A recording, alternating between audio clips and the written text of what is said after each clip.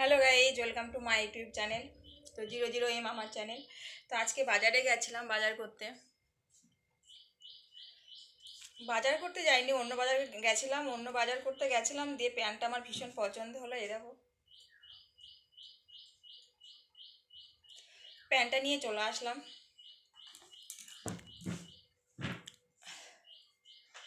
আর কিছু বাজার হয়নি, সকালে গেছি, এখনও খাইনি, খিদে পেয়ে গেছে।